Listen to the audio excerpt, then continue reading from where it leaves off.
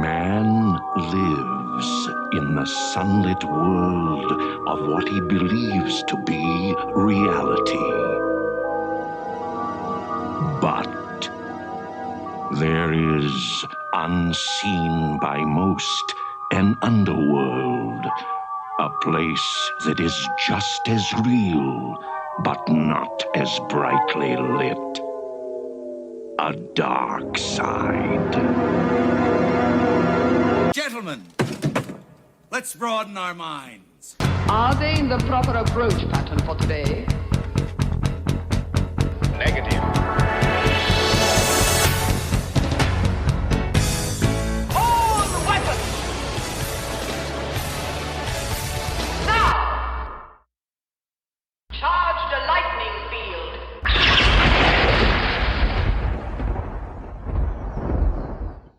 Welcome back, ladies and gentlemen, to Dispatch HX. We're doing a Halloween short. This time, exactly, we're doing, and it's been a long time, brother man, we're doing a retro rewind. Retro rewind? I was hoping you would remember. This time, we are doing a little show called Tales from the Dark Side. What? That is right. This isn't the hood. This isn't the crypt. This is the dark side. Though, not completely unrelated to Tales from the Crypt. In fact, extremely related to Tales from the Crypt. Tales from the Dark Side, if you remember, was a TV show in the early 80s. I said late 80s. Jesus Christ, it's 100% the early 80s. Well, it's early to late, honestly. Yeah, that's true. It is an American horror anthology TV show created by the one and only George Romero. This show, it's different than Tales from the Crypt or Friday the 13th, the series. Monsters. Well, we'll get to that. It's kind of an underrated, unseen, extremely low-budget version of Tales from the Crypt that was on during the early 80s, right at the beginning of the 80s slasher film explosion. Something that would really, really appeal to audiences. They could watch at home the kind of horror that they think that they're getting in things like Friday the 13th or Nightmare on Elm Street or what have you. And there is a good reason for that. So let's rewind a second to the movie Creepshow, which was released in 1982, based on the EC horror comics, which would later become DC Comics, of the 1950s, like Tales from the Crypt and Vault of Horror. Now, that movie did find some pretty remarkable success, considering its, underground nature and its pretty fucking low budget, just like all horror was back then. Low budgets, big returns. Because of that film, its producer, Laurel Entertainment, decided that they were going to explore the idea of making it an anthology TV show. The only problem was Warner Brothers had rights to some of the elements of Creepshow, because remember, they took stuff from Tales from the Crypt and stuff from Vault of Horror. So, and then some of the other rights were taken up by various other constantly changing distributors. I don't know, go ask Bruce Campbell. Everybody's got rights to something at some point. And so, originally Romero straight up wanted to do Creepshow as a TV show. But obviously there were a lot of the elements of the stuff they wanted to do because they wanted to bring in a lot of the comic book elements to the show. They couldn't. They fought it for a really long time. So what they did was they basically took all the stuff that wasn't specifically owned by Warner Brothers and plugged it into a new show that would use the same sort of sometimes campy, sometimes funny, often dire horror short format that Creepshow was, just like Tales from the Crypt and its predecessors. This is where you get Tales from the Dark Side. It explored the same themes as Creepshow, but it discarded the whole framework. Now, a lot of the stuff that they were going to create was based directly on the old EC comic that inspired people like Stephen King, Clive Barker, George Romero, all of these heavy hitters that would come later in the horror genre. The show premiered, not so coincidentally, on October 29th, 1983, with a banger of an episode called Trick or Treat, directed by Bob Balaban. It's a terrible name. Written by George Romero. And honestly, underrated B-movie actor Bernard Hughes plays Gideon Hackles, an archetypal, if not cartoonish, capitalist who keeps the town he lives in constant debt to him. Every Halloween, he offers the town folk a chance to win money to relieve their debts if they can make it through his haunted house. So the twist of the whole thing is, convinced that he's won another year of his exploitative high life, an old crone appears at his door. He's convinced it's a prankster, but it turns out to be the manifestation of karma, but I mean, not actual karma, but like, well, we think of as instant karma, I guess, and his comeuppance on Halloween night.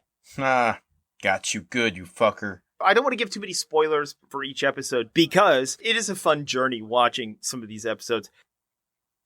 It had such a wide reach of creative minds behind it. So some of the standout episodes, one called Anniversary Dinner, about an elderly couple who takes in two travelers as they prepare their 25th anniversary feast.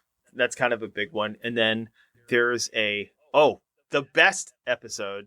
Well, not the best episode, but the most fun episode to show someone is an episode called Inside the Closet, directed by Tom Savini. Huh. And starring the dude from Reanimator, the other dude from Fritz Reanimator. Weaver. I'm right there. Yeah. One of the things I wanted to do was show you a clip from that. All right. I'm excited. Okay, this door's opening. Oh, she's getting out of bed. She's got her flashlight. Oh, we've got like the theremin sound in the background. Mm-hmm. Classic theremin shit right there. With some drum, and some synth in there. Even though it's like a pretty heavy flashlight for... Now she's crawling on her hands and knees. The flashlight isn't even on. Yeah, the flashlight's not on. That probably would be like a...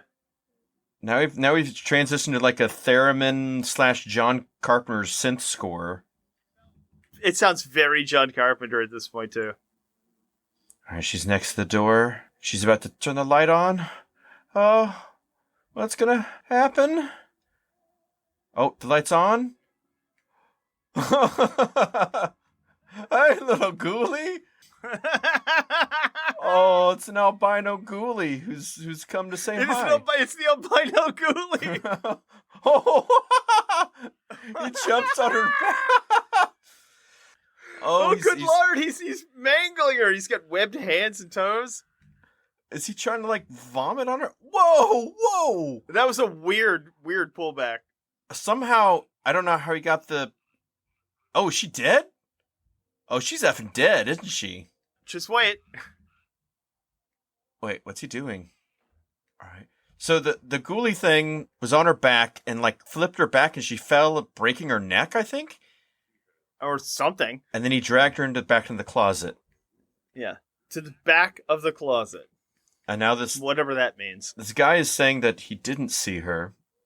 He had rented her a room, and she wasn't there. Blah, blah, blah, blah, blah.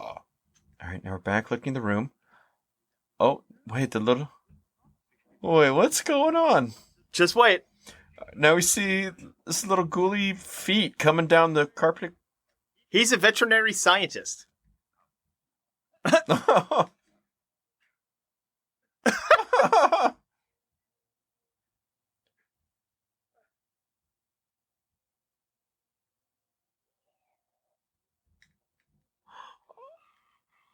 Oh, little albino ghoulie thing. He is now picking it up and playing with it like it's his little baby pet.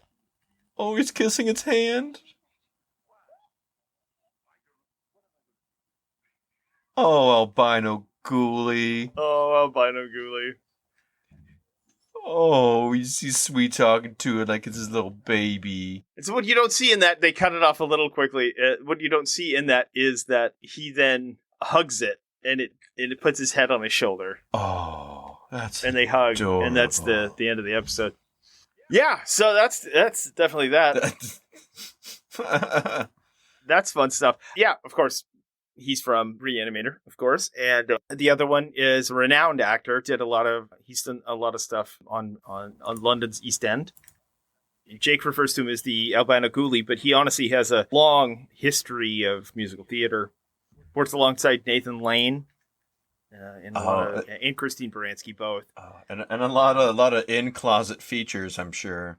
Well, I said Nathan Lane. No, that's out of the closet. So that's well different. Now. Wow. Okay. So he used to be big with the albino ghoulie crowd. Well, it's it's not for us to judge. It's just, and don't call them albino. They're just, Is it better than? I think it's a little better than white ghoulie. I think that does sound like some sort of MAGA thing. Yeah, that's not good. These white ghoulies coming across where they're taking our hard-working American jobs, free. No, I was thinking the other one is that those are the white ghoulies. I see. Oh, yeah. They're the ones securing the border. Yeah, they have their sacred white ghoulie oath that they have to proclaim. Yeah, exactly.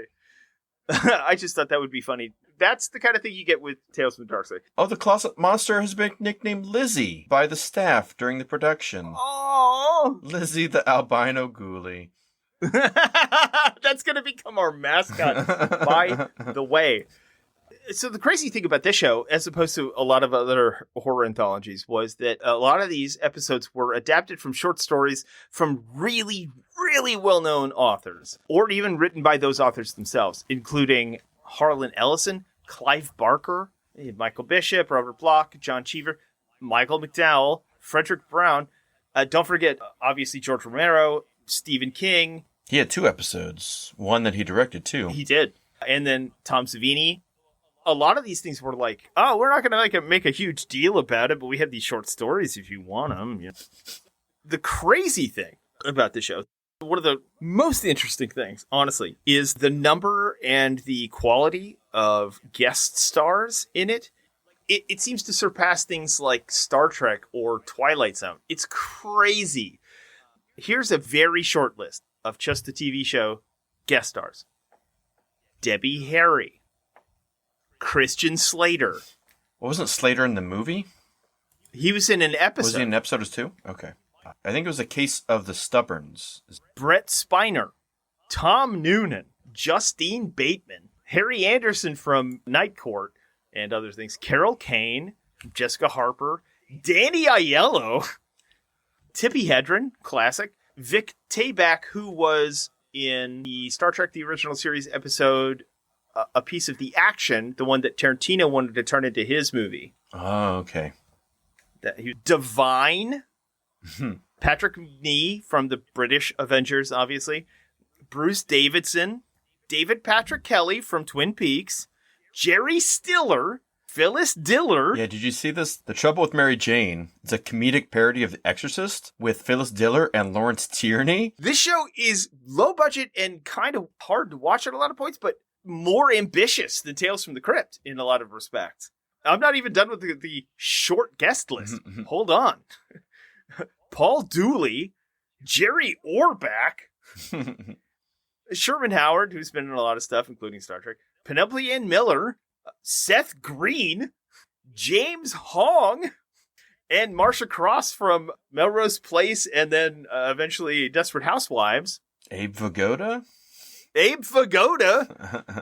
There are so many more I didn't even get to. So this show eventually did produce nearly 100 episodes, but it was canceled in 1988. But it did reach that threshold of syndication, which is how you and I watched it. And it became a fixture of late night television, or in your and I's case, Saturday mornings at like 10 o'clock on Channel 62. Now, a lot of these, just like Twilight Zone the movie, just like, well, later, the Tales from the Crypt movies, this movie was some of its better tales, based mostly on EC Comics stories, repackaged into a movie version. Tales from the Dark Side, the movie, in 1990, which was also written, and if I remember, directed by Romero? I know it was written by Romero. Directed by John Harrison. Good, that guy we're always hearing about. He actually did direct a bunch of the TV show, to be fair. He did the Dune miniseries on Sci-Fi. Well, you know what? That's not the worst version. Well, I mean, yeah, I guess it is. Well, yeah. I mean, I guess it is technically the worst version, but It's I mean, tough. like, Well, they do some cool stuff. I mean, a lot of ways it's better than Lynch's for some things, but yes, but it's also like Lynch's is its own beast. I mean, technically, it's the worst version of Dune, but it's also not that bad. I mean, it's got some really interesting takes. He did direct the Hallmark Luke Perry Carrera vehicle Supernova, so there's that. Tales from the Dark Side, the TV show, was a kind of a cult hit. It found most of its fame in syndication and then found sort of a second life in the movie in 1990, which did star people like Julianne Moore, Steve Buscemi, James Remar, David Johansen, Matthew Lawrence. Oh, man! See? Oh, if you guys had listened to the hour that we didn't record before this, we talked a lot about Matt deep Lawrence. in the Lawrences. We were elbow deep in the Lawrences. But it did, of course, create Twilight Zone. Jesus. You're all over the place. I mean, it would be better if Twilight Zone the movie had been replaced by A Tales from the Dark Side the movie because, fewer people died. That is true. In its initial run, a company called LBS Communications distributed Tales from the Dark Side.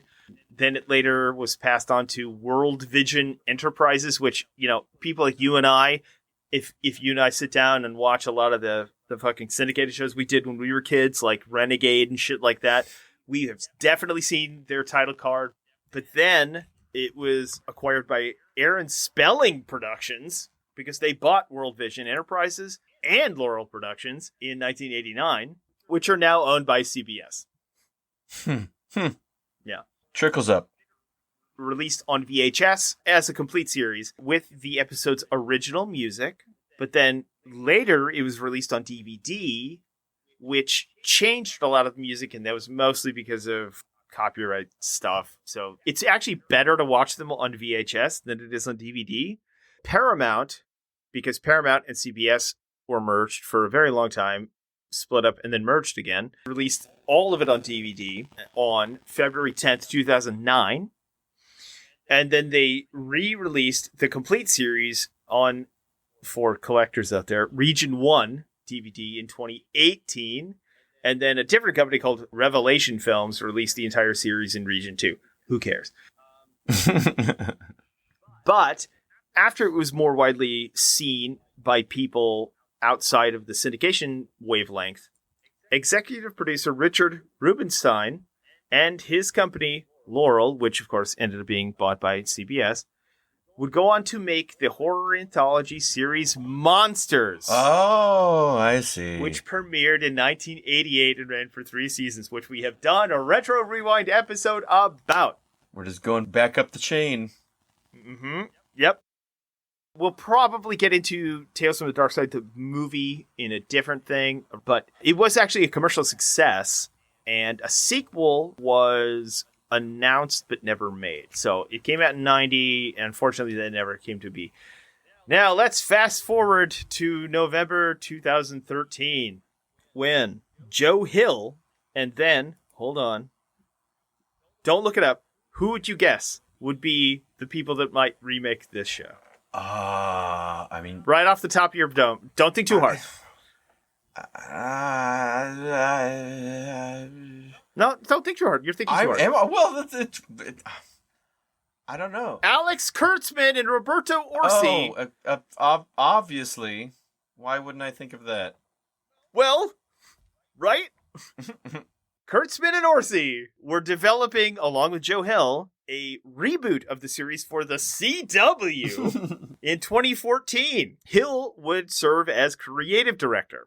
Quote, Darkseid is a loose reboot, which doesn't matter because it's an anthology show.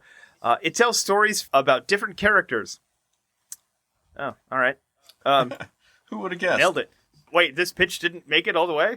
It also tells an ongoing story, period. I love the original Tales from the Dark Side, Outer Limits, and Twilight Zone, but I think in a post-X-Files world, there's really no room for a straight anthology show. He might be right. I'm not sure, but he might be right. I mean, look at Jordan Peele's Twilight Zone. But, I mean... Channel Zero was kind of hit and miss, which I like it, but it's kind of hit and miss. But, I mean, Black Mirror... You're right, Black Mirror, which is, I mean, honestly, the genuine successor of this genre. I mean, it's a bit more sci-fi, less horror. There are horror episodes. Well, it kind of started out more like horror. I mean, it was always speculative fiction. Right. Some of which was horror, some of which was sci-fi. But so was Tales from the Dark Side. I mean, there were a lot of weird sci-fi episodes that would pop up every now and then. But it may be the outlier of anthology shows. I mean, I would like anthology shows to be a thing. I don't know if they would work today. But anyway, he goes on to say, I like stories that work like puzzle boxes. Well, just make fucking Hellraiser. Why don't you? I just don't understand. Clive Barker did this too. I don't understand. So every episode is turning another facet.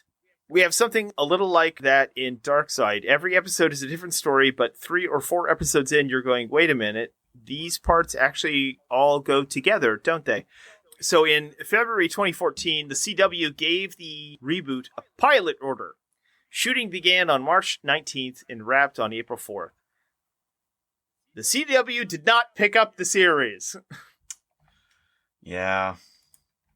They then shopped it around completely unsuccessfully. But Joe Hill did do Tales of the Dark Side, the comic.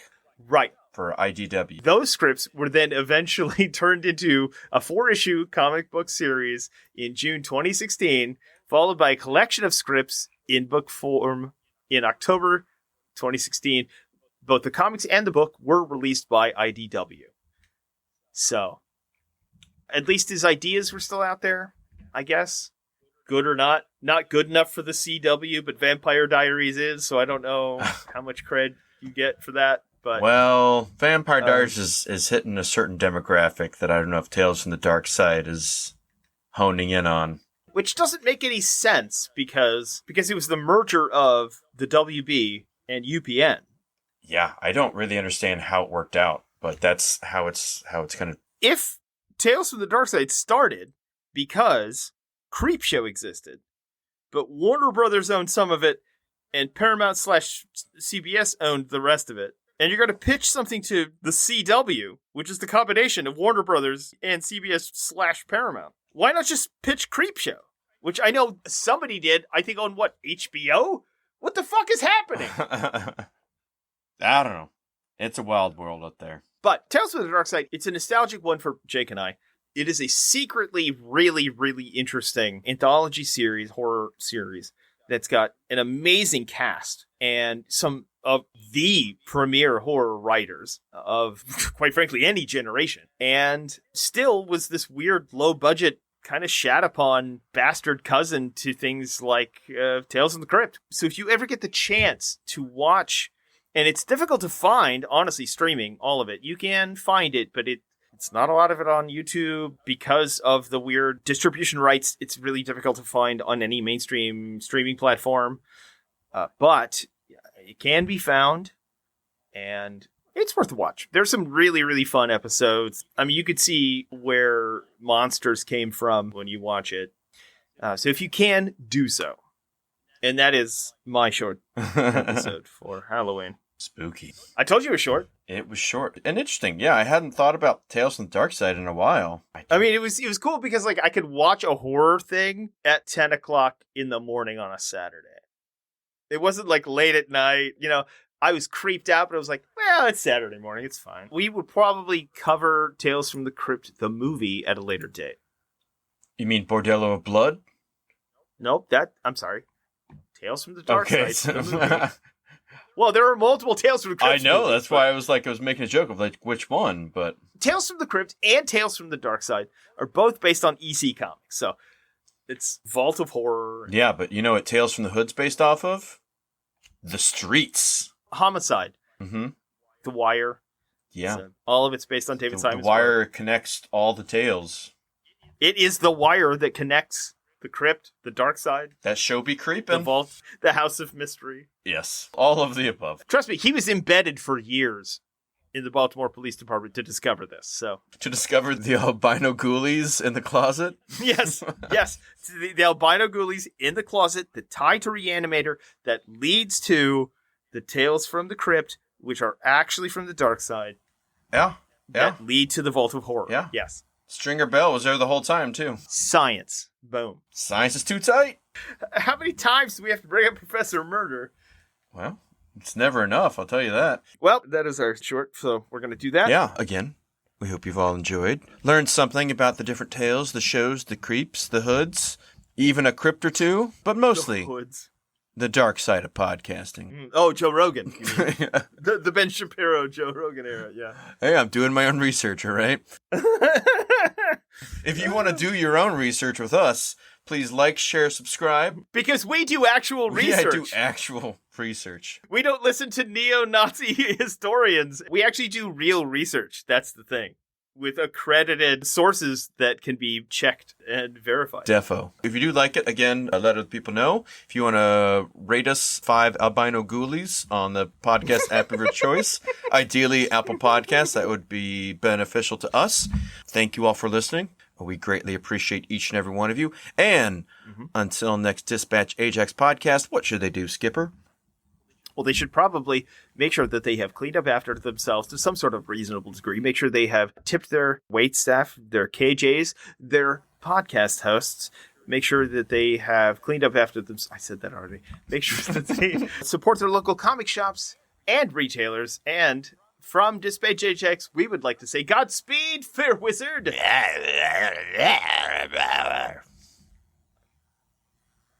Get off of my leg. What is... God. Can my leg get any wetter? Let's find out. Don't answer that! Please, go away.